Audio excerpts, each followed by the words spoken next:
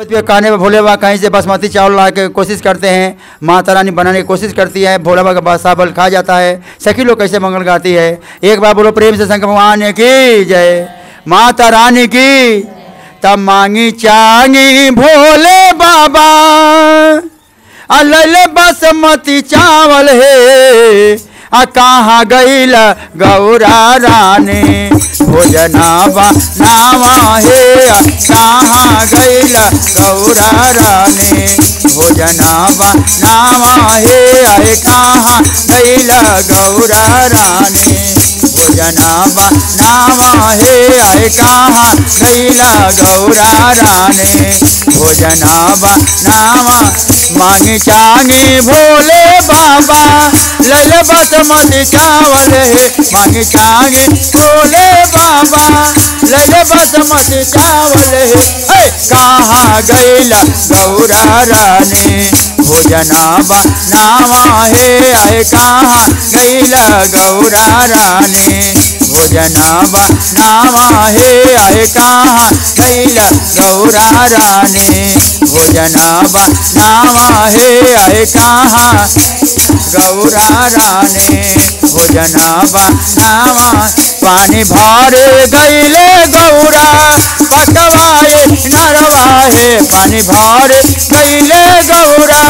पकवाए नरवा है, आए खोल गईले बसहा बैलवा खा गईले चावल है, खोल गईले बसहा बैलवा खा गईले चावल है, आए खोल गईले बसहा बैलवा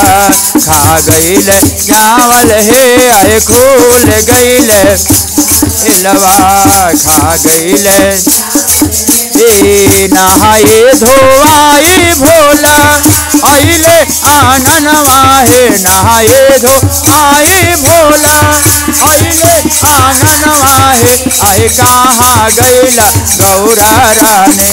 भोजनावा रोता है, आए कहाँ गईला गौरा रानी भोजनावा रोता है, आए कहाँ गईला गौरा रानी भोजनावा रोता है, आए कहाँ गईला गौरा रानी भोजनावा। पानी भर गईले भोला पकवाए नरवा है, पानी भर गईले भोला पकवाए नरवा है, आए खोल गईले बसहा बैलवा खा गईले चावल है, आए खोल गईले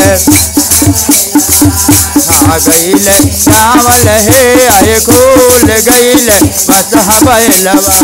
खा गईले चावल है, आए खोल गईले खा गईले चावल है, आए खोल गईले बसहा बैलवा खा गईले चावल है, आए खोल गईले बसहा बैलवा खा गईले चावल। कैसन तोहर माई गौरा कैसन तोहर बाप है, कैसन तोहर माई गौरा कैसन तोहर बाप है, आए एको नाथ खवले गौरा बुझिया गे नवा है, आए एको नाथ खवले गौरा बुझिया गे नवा है। कैसन तोहर माई गौरा कैसन तोहर बाप है, कैसन तोहर माई गौरा कैसन तोहर बाप है, आए एको नाथ खवले गौरा बुझिया गे नवा है, आए एको नाथ खवले भोला बुझिया गे हे, आए एको नाथ खवले गौरा बुझिया गे। बोताए भोला जही बाला जाए है, कहा बोता ए भोला जही बोला जाए है, अरे रहला तू टूटली मरैया रहला तू टूटली मरैया खैला तू भांग है, अरे रहला तू टूटली मरैया खैला तू भांग है, अरे कबहू ना खैला भोला बासमतिया चावल है, कबहू ना खैला भोला बासमतिया चावल है।